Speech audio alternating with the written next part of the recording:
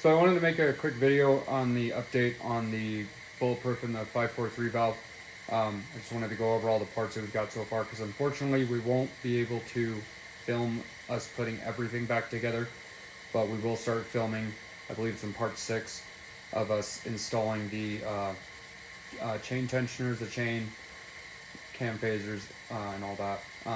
But real quick, I wanted to go over all the new parts we got because like I said, we won't be able to film everything, but so far we've got the exhaust studs. I've been working on getting these exhaust studs in. These are new. These are the style that have the Allen wrench socket on the end of them. They're stainless steel. I've been working on getting those in. Prepping the deck, the cylinder block and the heads and all that, getting them clean. We got new valves. Old valves are, all the old ones are right there. Lapped all these, pressure test them, so flipped it over, put water in the combustion chamber right here, sprayed compressed air into the exhaust port, and then in the intake ports, no bubbles, so those are airtight. So we've got some new cam phasers with the bolts because these are torque to yield. Always get new bolts with your cam phasers. We have the Melling 360 high volume oil pump, which I'm super excited about.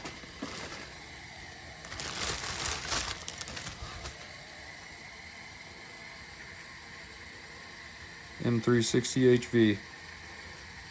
And this backing plate is cast iron, unlike the stock one that Ford has. This backing plate right here, this is aluminum. So the reason why those fail is because, for one, they don't put out near as much oil pressure as the high volume oil pumps, like either the Melling 340 or the 360.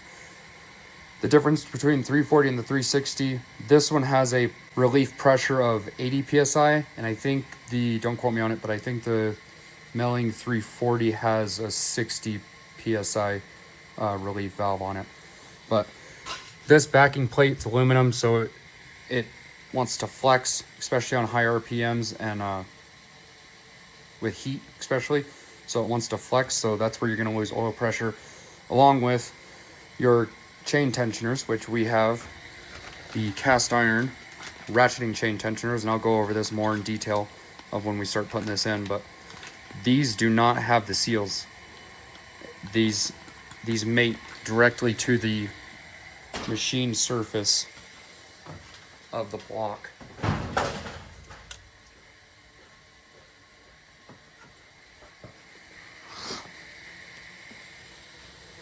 The other thing, we have new head studs in here because these head studs are torque to yield. We got new spark plugs, all 8 Ford Motorcraft spark plugs. Don't ever go with the other ones.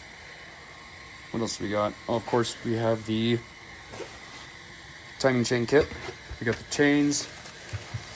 We have these tensioners, and these are the ones that I was talking about that have the seals on them and they blow out and you end up losing oil pressure. We won't be using these. Probably put them up, maybe sell them, I don't know. We got new guides, chain guides. We have the new crankshaft gear.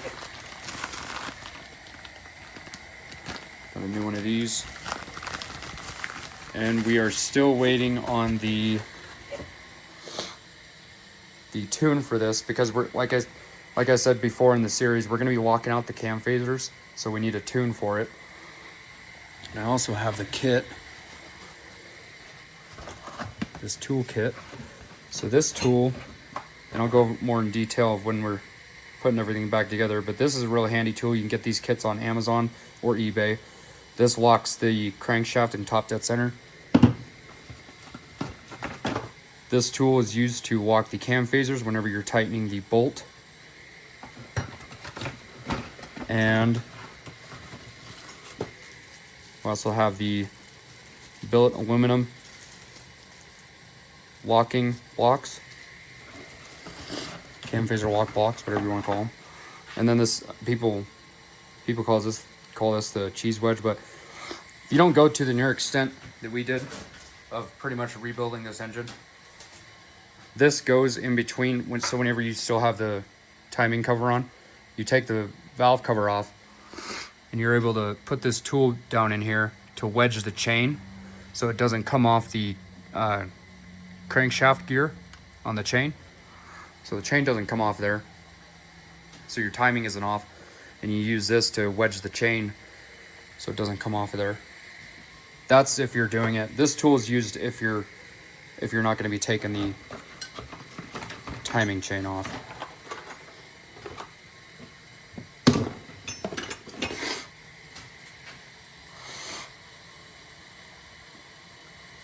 Another thing we have is we got a piston. Cylinder 4, brand new piston, wrist pin, wrist clips, all that, new rings, just in cylinder 4. Kind of ran out of money on this project. I guess I call it now because it really is a project anymore. But we're trying to hurry up and get it done because I have a head gasket on a Jeep I got to replace now, so we've got to get this out of here. That's why we're not filming everything, putting it back together. But another thing, we also have all new roller followers, all new hydraulic lifters. Those are soaked in oil right now because we're about to put all this back together, top end. And then also I wanted to mention the way I clean this mating surface on the exhaust manifold, the cylinder head mating surface, and also clean the intake manifold mating surface as well. What I used is one of these 3M roll-lock discs. These are like rubber, like tangs or whatever. Super useful. I wish I would have found out about this a lot sooner. But I used that where a razor blade couldn't get that real stubborn stuff out. You can actually get these. There's 50 in here. You can get these at Harbor Freight. I think this was like $5. I got it on sale, members mark deal. I think I got it for like $3. It's nice because it dispenses too. Just like that. Pretty handy and cheap for 50 blades. And also we got all new gaskets and O-rings for everything. We got the exhaust manifold gaskets, valve cover gaskets, those little rubber grommets on the valve cover. Got intake gaskets, head gaskets, of course. Got a nice Fel Pro oil pan gasket. Also, we have both brand new, these are the old ones. We have brand new camshafts. You'll see those new ones in the heads once we get the heads on, but we're gonna get the heads on and then put the camshafts on, and then the roller followers, hydraulic lifters, and all that. But you'll see that in part 6 of us bulletproofing the 543 valve. Yeah, I'm sure I'm probably forgetting something. If I remember it, I'll bring it up in part 5. Oh, the valve guide. So we had a broken valve guide in cylinder 4 because of the piston hitting the valve. This is the old piston. You can see where it hit the top of the piston, and then all the pitting and all that around there. That's from that broken valve guide. We used,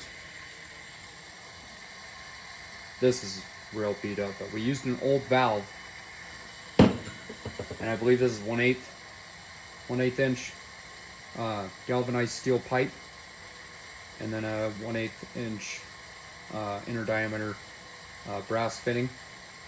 And all we did was we used the end of the valve, slid it down through the valve guide, and then we hammered on the top of the valve right here, which then sent all the pressure down to this brass fitting, because it's brass and the valve guide's steel, I believe. So if anything does get damaged, it's going to be this brass piece. But as you can see, we had to hit on it pretty hard. We even lubricated the valve guide a little bit, but hey, we got it in and it worked. So there's just a quick tip for anybody that's replacing valve guides and 543 valve, or really anything. This might work if you get the right size piping and everything. This might work for about anything. Putting it in, getting it out, we had to use a exhaust stud. But I think that's in like part 4 or 5, where we use an exhaust stud to get the valve guide out. Yeah, I'm sure I'm probably forgetting some stuff that we've got so far. Like I said, I'll bring that up in part 6 in bulletproofing this engine. And then also with why I don't have the other cylinder head here is because the cylinder 4 intake, the valve seat, it had pitting in it from where that valve guide was bouncing around, and it damaged the valve seat. So I've got to recut that out to get that pitting out. I'm waiting on tools for that. It should be here tomorrow. I'll recut that valve seat, get a good seal on that valve, because once I put the valves, all the valves in on the other cylinder, it's the right side head, so passenger side. I put all the valves in, I pressure tested them, put water in the combustion chamber, get all kinds of bubbles from that intake valve. So, and I knew it was from the pitting. I was hoping I could lap it enough to where it would seal right, but the pitting's not really that bad on the valve seat, but it's enough to get quite a bit of bubbles out. Yeah, till then, we'll see you in part 6. I'm gonna get back to getting this left side head on, driver's side head on, and hopefully we'll be getting the other head on tomorrow. Hopefully you guys are enjoying the videos. Like and subscribe. See you on the next one. Quick sneak peek of the driver's side cylinder head on. Just about to do the 2 sets of 90-degree turns on the cylinder head bolts. See you in part 5.